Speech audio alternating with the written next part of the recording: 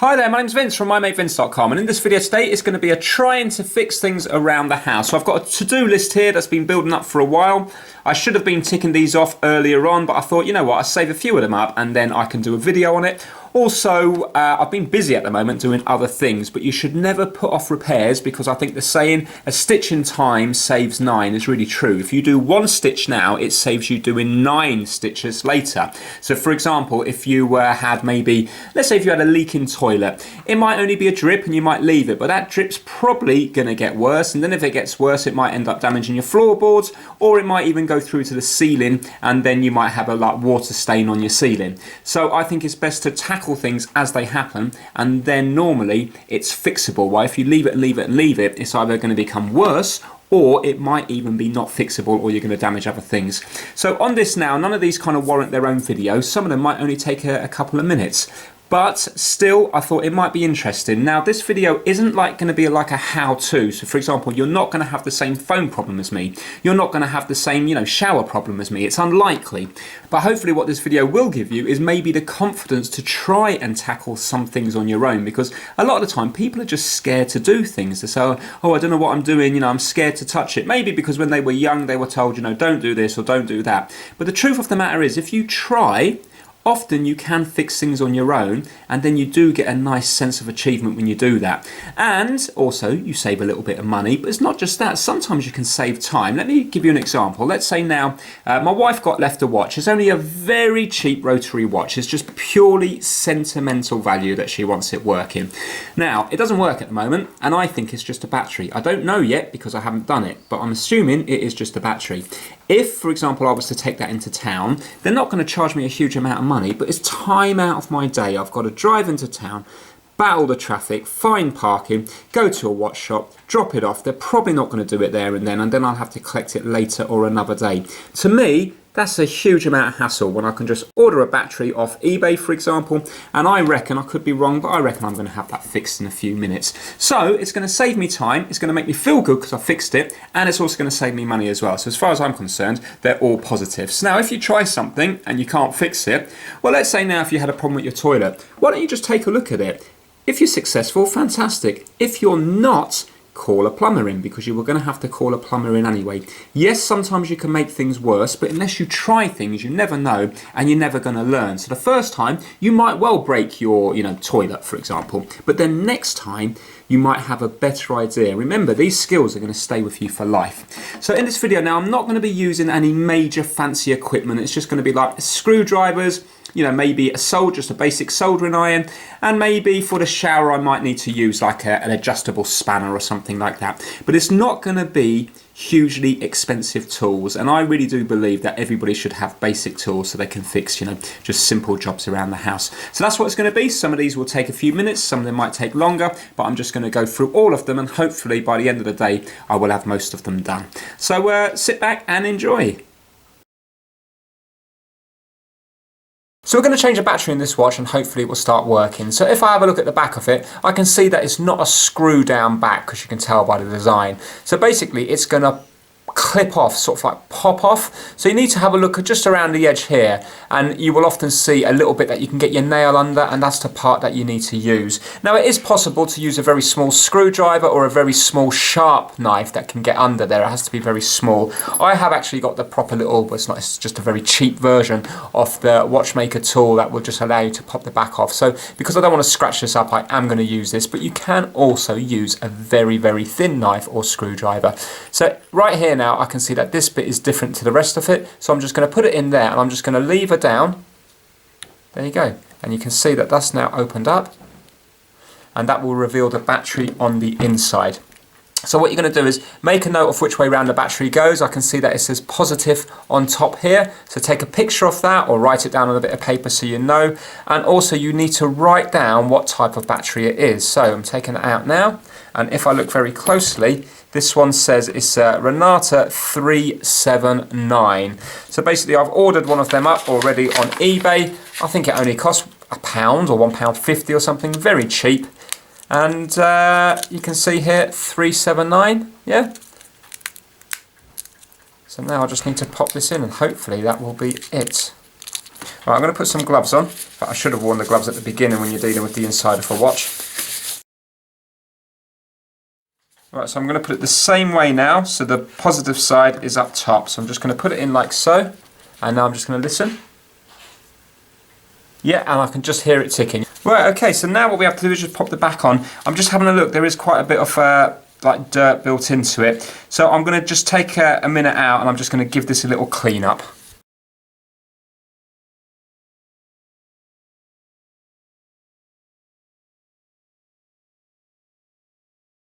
I'm just going to dry this with a hairdryer now, make sure it's fully dry, and I'm going to also make a note of the time and see if this is definitely working. So let me just change the time. I'll compare that now when I come back down.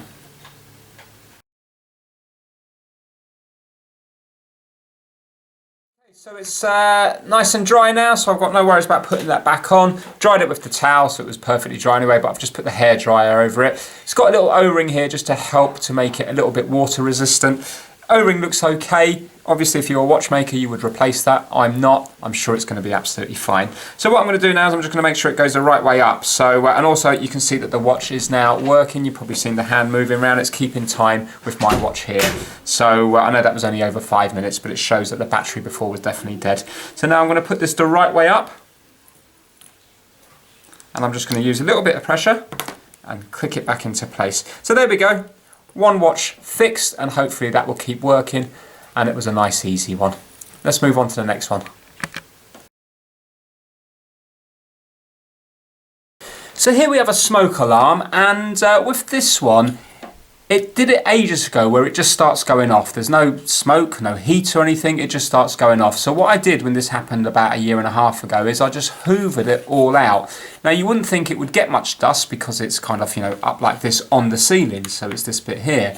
But it is relatively near the kitchen, so maybe there's like fumes and stuff from the kitchen going into it. But anyway, it went off again about a week ago. So what I've done is I've taken it off.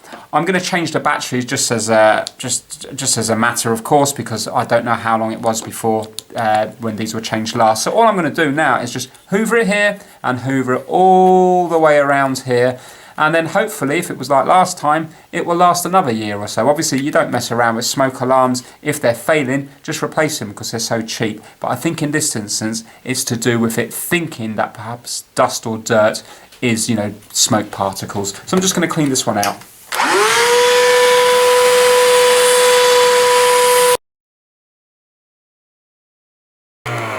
Right, hopefully that will do it. Now when it comes to changing the batteries on this one, it is a little bit confusing, but if you have a look at the thing up here, you can see that basically it's like a U shape. So obviously the bottom battery at the bottom is the one that's at the bottom here. So if you can have a look here, it's saying that the positive goes on this side here. And I'm just using the ribbon here. The reason you use the ribbon like this is because when you want to replace the batteries in the future, you just pull the ribbon and it helps push the batteries out.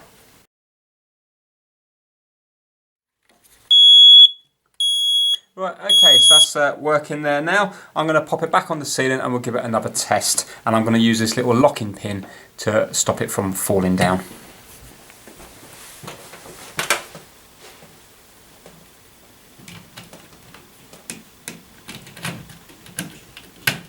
Okay, so I've just put it in, twisted it to lock it into place, and I'm just going to put this little locking pin in, and what that will do is it will stop it from twisting to come undone. Give it a little test.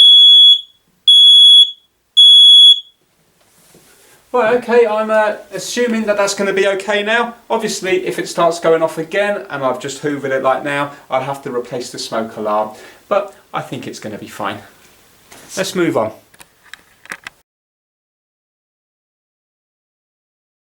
Right, so we're going to try and fix this phone next. So this is a pair of DECT phones, digital cordless phones. And if you have a listen on this one, when you press the button, you can hear a noise.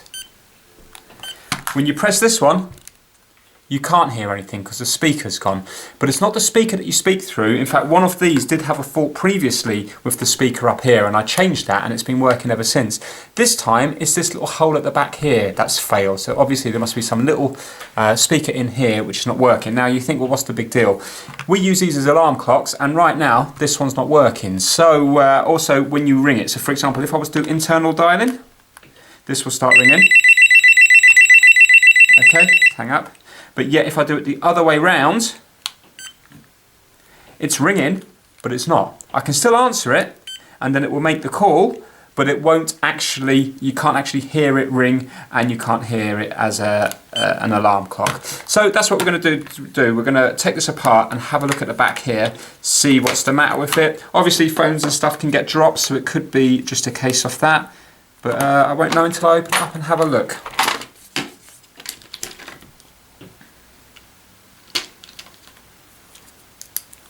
Now these phones have already lasted quite a lot of time, so really they don't owe me anything. But you know, if I can fix it for just the sake of, you know, soldering on a wire or something, then I will do that.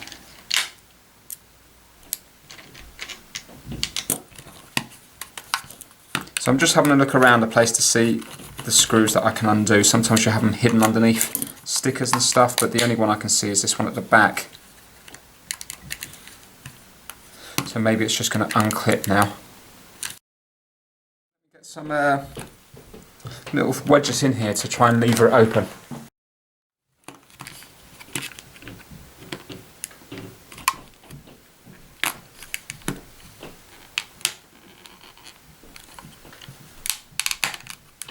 Oh, okay, yeah, it is popping up now. I can see that it's starting to pop up. There you go. So if you didn't have any of these, you'd have to use a little screwdriver again to try and break the seal along here. There we go. Alright, actually came off quite easy. Right, so these are the contacts for the battery down here, so I'm going to have to... okay, this is the speaker here, isn't it? Right, this might not be fixable. But so I'll take it off and have a look, see if I can see what the fault may be.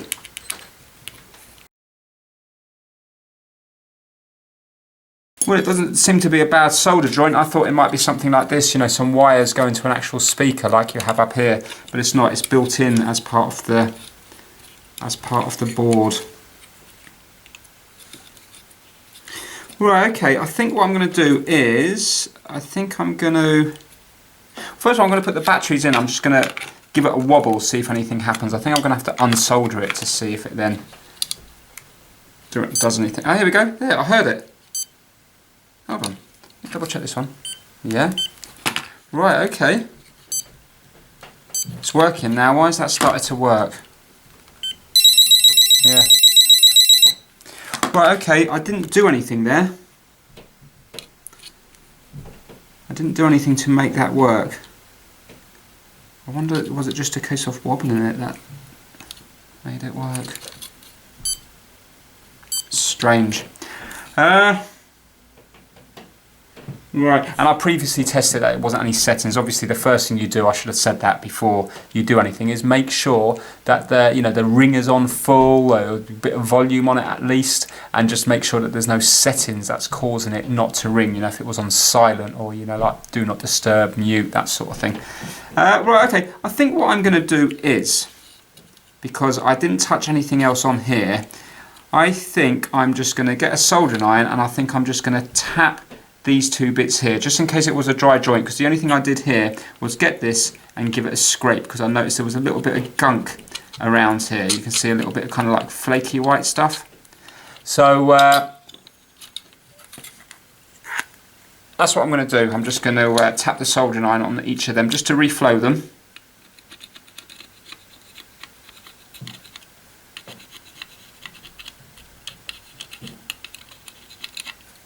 Right, let's pop the batteries out.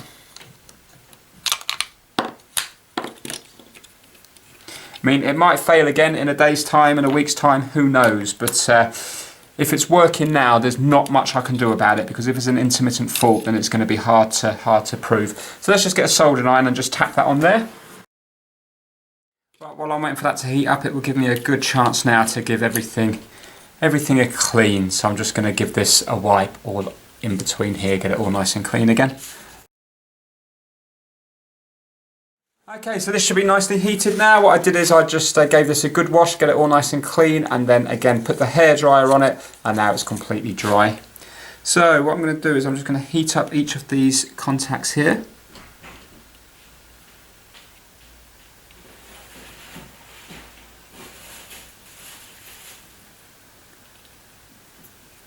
And I think I'm just going to add a fresh little bit of solder to each of them.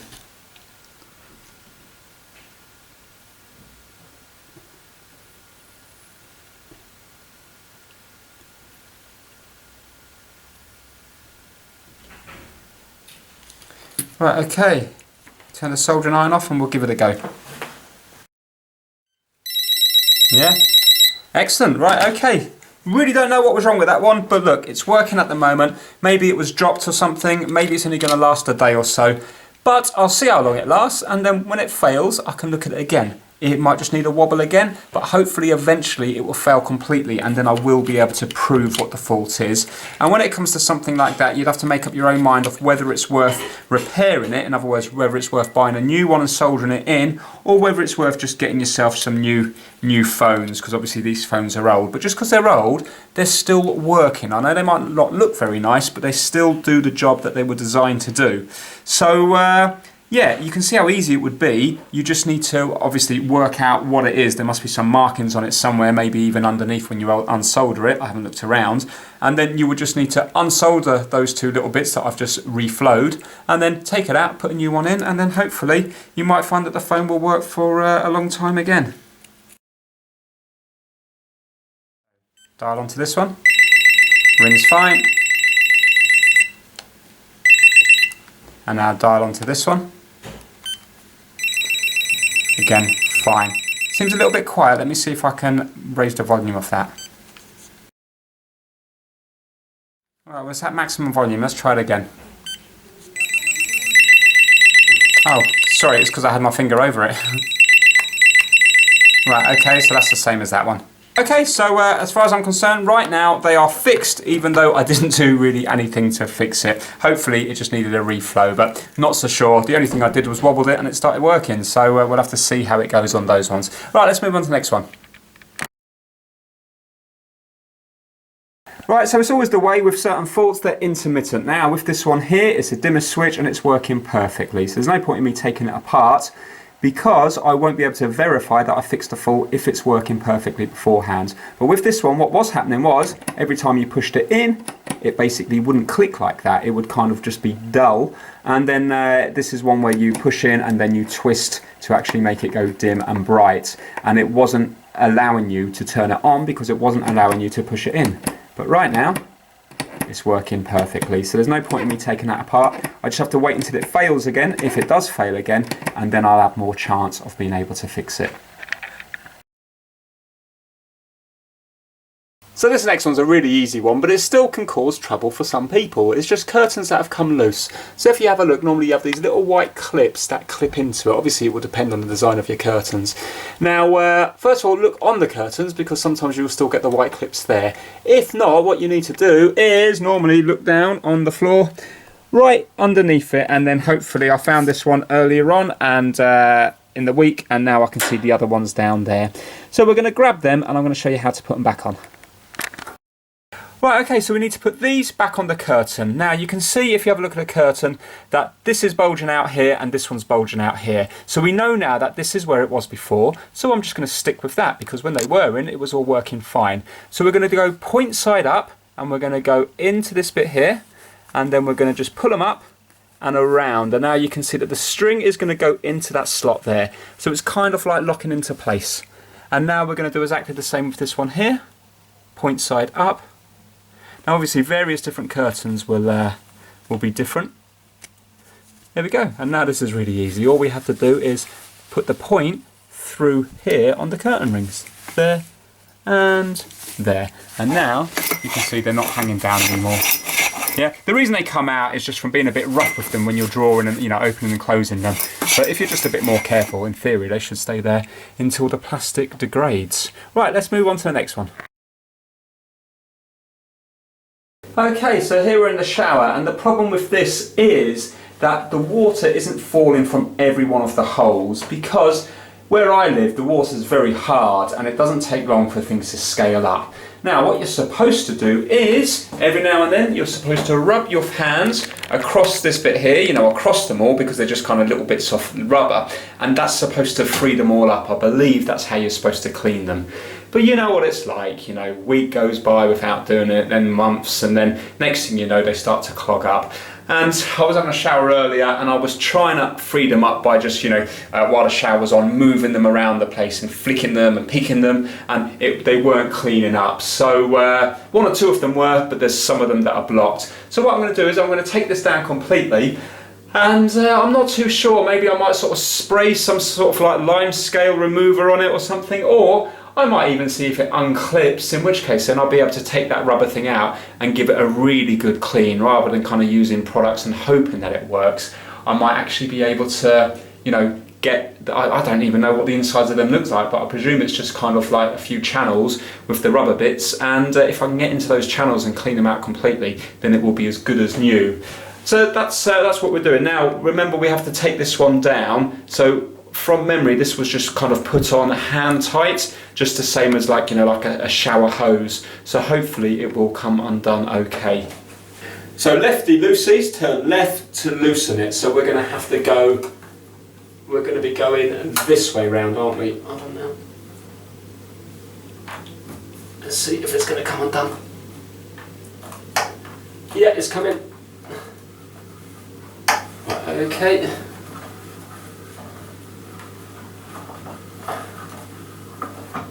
There we go. Right, so now I've got it down, I can just bring this down to the desk downstairs and try to see if I can unclip it, or maybe I can get a little needle and put it into each of the holes to free them up. So let's bring it down and then work on it down there where we have room.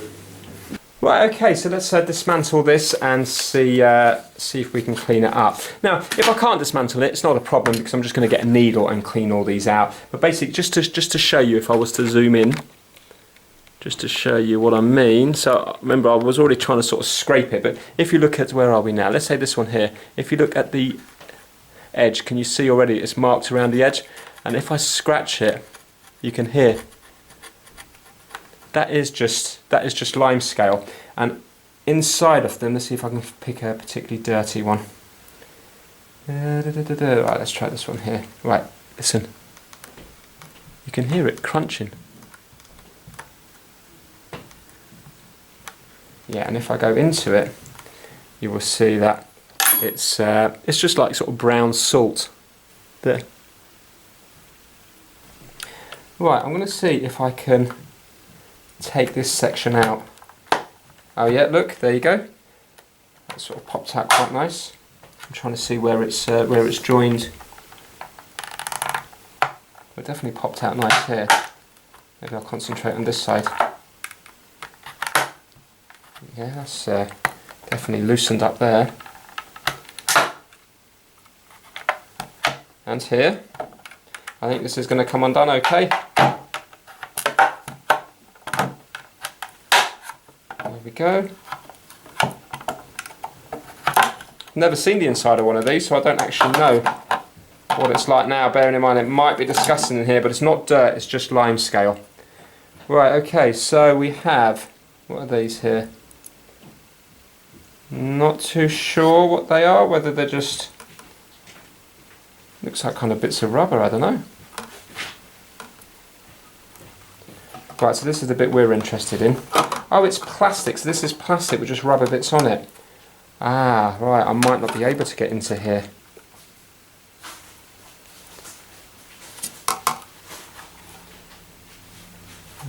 Right, okay, I thought the whole thing would just be rubber on the inside. This might be glued down. Do you know what it might be? I wonder if it's been kind of plastic welded. If you look in the middle here, it looks like it's, can you see? It looks like it maybe this was placed on and then this was melted down, in which case then I don't really want to be taking that off. Maybe I'll just get a needle and go in each of them and see if it frees them up. If I can get most of them done, I'll be happy. That's a bit of a shame, because I thought this whole thing might be rubber that I could just take out and then give it a good kind of rub around the place and get rid of all the lime scale. Right, I'm going to get a needle and try to free them up.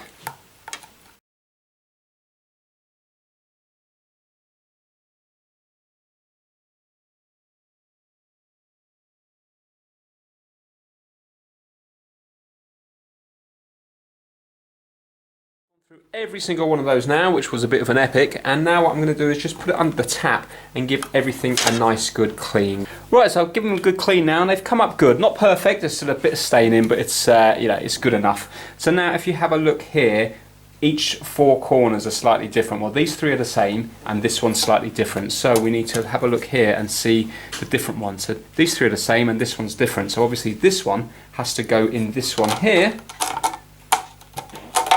Otherwise it's not going to clip together. And there we go.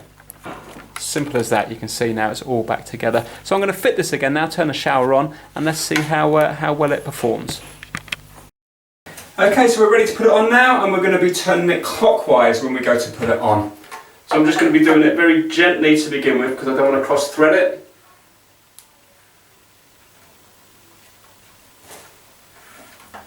Okay, I can feel that's... No, actually I'm taking that off again. It feels like that was feeling like it was cross-threading. So I don't want to force it when it goes on. I want it to go on nice and smooth.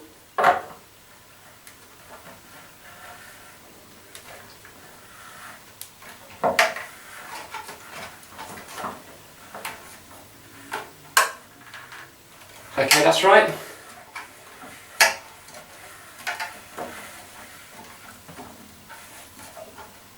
Right, and now for the last bit, I'm just going to do it on the actual bit on top itself, because this just swivels, remember?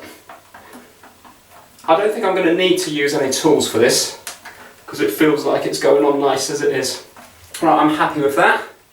So now we're just going to make sure it's nice and straight, and we're going to test it out.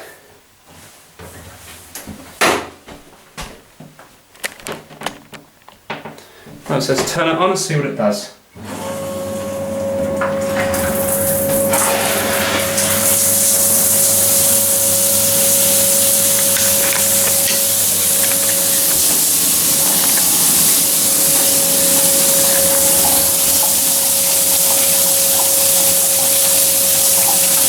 I'm just having a quick look. Right, there's definitely two in the middle here that are not doing it. And one in the corner looks like it's dripping.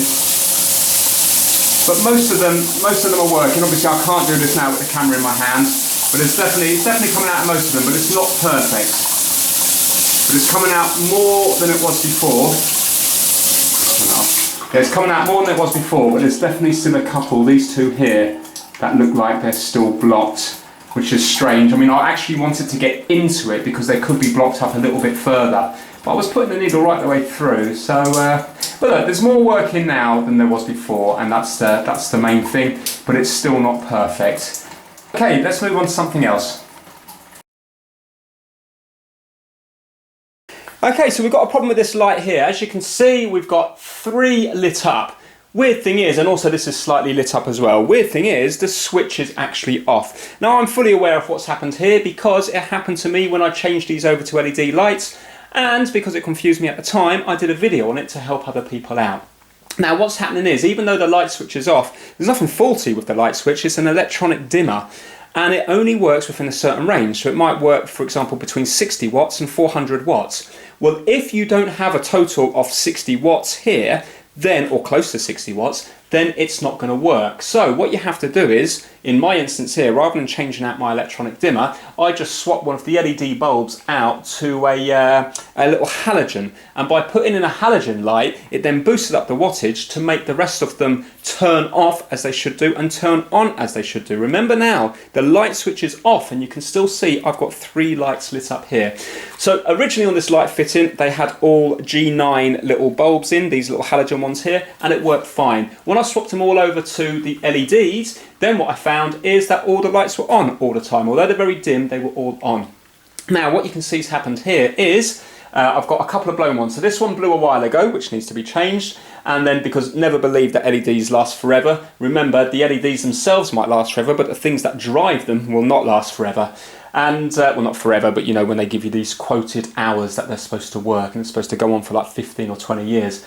Now, because that halogen there has blown, what's happened is it's turned all the other lights on, because now I haven't got enough wattage going through that dimmer, and it's got them on ever so slightly. So I'm just going to take this one out here, I'm just using a glove on the hand that I'm actually handling the bulb with. So we're going to take out the faulty one, there, and now we're going to put in this one, and as I put this in, you'll probably see that the lights will actually go out because, there you go, because now the dimmer recognises that there's enough wattage there. So now what I have to do is I've got to change out this one here as well. So let's change out this one to a new LED. So if any of the LEDs fail, that's fine. It's only when the halogen fails that they will all go out. Now obviously if your system was done from scratch or new, then the dimmers would be fitted that would allow them to work on LEDs. But this is like a retrofit here because originally they all had the halogen lights on, but you're just wasting too much money, wasting too much electricity when the LEDs work nearly as well, not quite as well. But now you can see they're all off. So now if I go over to the switch and turn them on, you can now see they've all come on. Now the only time this will look bad is if, for example, you were to get white light instead of warm light, then by putting a halogen light on there, the halogen is going to look really yellow in comparison. But because I've gone for warm lights, then it matches the halogen light. So there we go, you can see now it's working, and when I turn it off, it will go fully off. And when I turn it on, it will go fully on. And also I've got the range of dimming in between as well. There you go, you can see now it's much more orange than the other ones when you have it down low, but this room's quite dark, so I normally have it up full anyway. Right, let's move on to the next one.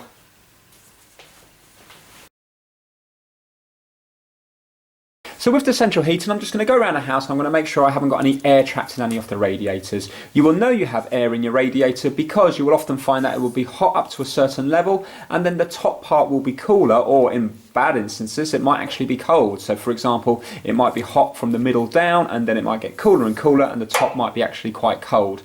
That's because when you have air in your system, air rises. So hopefully it will work its way over to one of the radiators or more than one radiator, because then it's easy to get rid of. And then what happens is when it gets to the radiator, the air is going to rise and it's going to fill up the top part with air. So the hot water can't get to it. So it's a classic telltale sign where if the top of your radiator is cool and the bottom's hot, then it means that there's air in the radiator. If it was the other way around, where the top was hot and the bottom was cold, then it could be a lot worse, because it means that there might be a lot of sludge in that radiator, in which case then the water, the hot water, can't actually get to that part of the radiator. So cold at the top is always a lot better than the other way round. So what we're going to be doing is using some kind of cloth or kitchen towel or whatever, because often in my radiators here the water's nice and clean, but often the water can be really rusty, really dirty, and obviously you don't want it spurting out and hitting your nice new wallpaper or your curtains or your carpet, etc. So in this radiator here there's not actually a problem. I'm just using this to demonstrate. If you have a look here, normally you will have something similar to this on one side. So if you look, you can see that there's a tiny little hole there, and yeah, so you just position that to somewhere where you can catch it, and I'm going to use the bleed key here and I'm just going to give it a tiny little turn, and normally you will hear air come out followed by water. When water starts coming out, turn it off again. So I'm going anti-clockwise, there we go, and now you can see water's coming out there, yeah, and now I'm going to turn it off by going clockwise and just nip it up. Don't have to go crazy on it. That was nice and clean and there was no air in it. If there was air, you would hear it go tss, followed by the water. That means then that all the air is being expelled, and sometimes it can take a while for all the air to come out. So I'm just going to go around the house now and do that on each of the radiators.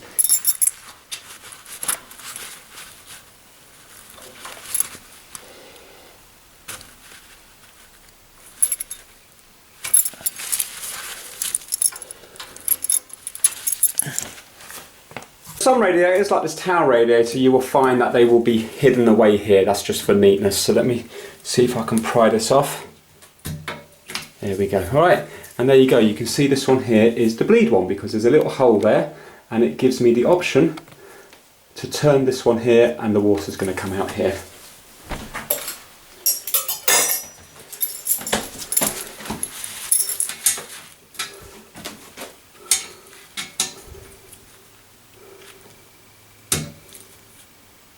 No, water again.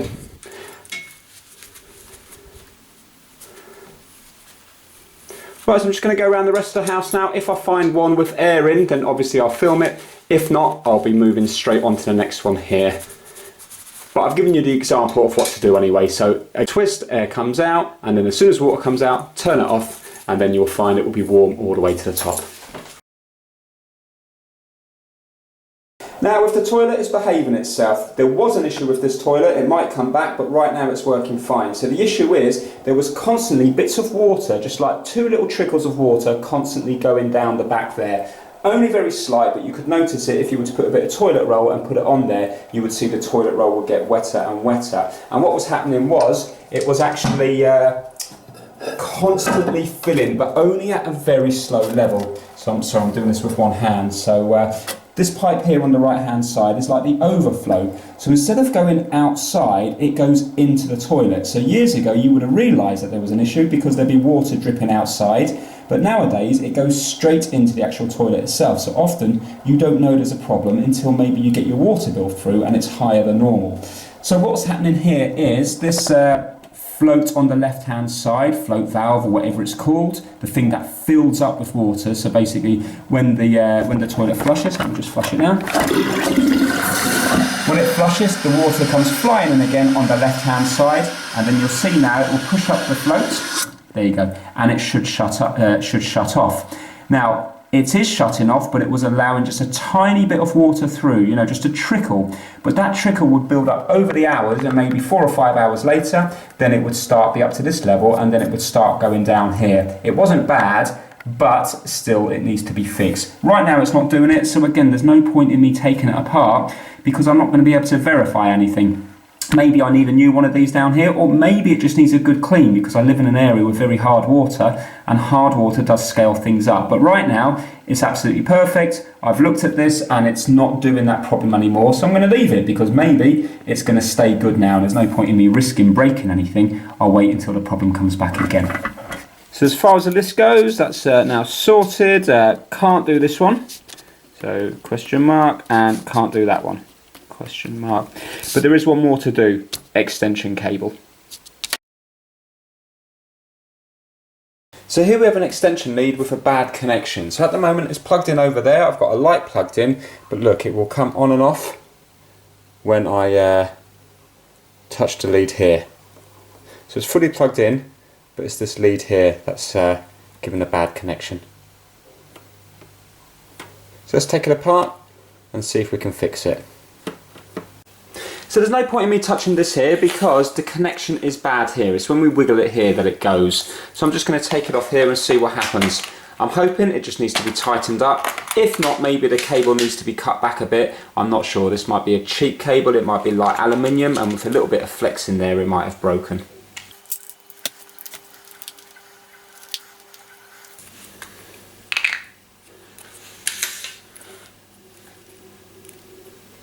Okay, well, again, looking at it here now, that doesn't seem to be very tight. So what I'm going to do is, because this is relatively new, in fact they all look very loose, look at that. I'm just going to give them all a tighten up, and I bet you it will be as simple as that. I'm amazed how loose they were.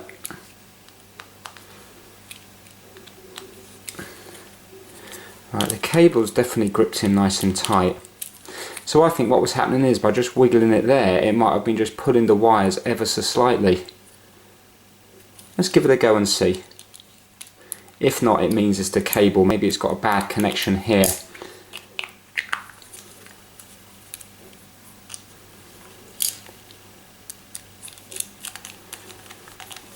Right, let's plug that in, see if it makes a difference.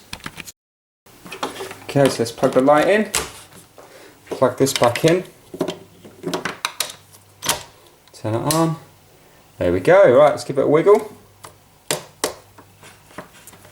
Yeah, that's fine now. It's not cutting out now. Happy with that?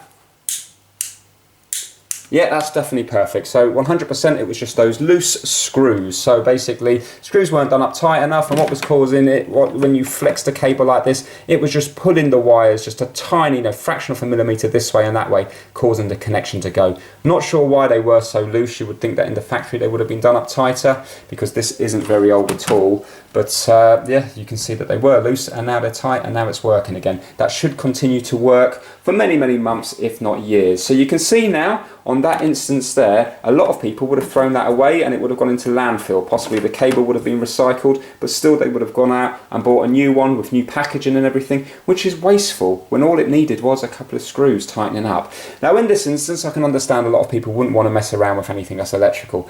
Even though, remember, that was unplugged. There was no way I was going to get a shock from this. I was just working with it on the floor, unplugged, and all I did was undone the back, done up 2 screws and done it up again. So in my opinion, it's not dangerous whatsoever. But even if you are wary about doing something like this, then, you know, perhaps you can do the other ones, like fixing your curtains or changing a battery in your watch. I mean, you're not going to get electrocuted by changing a battery in your watch.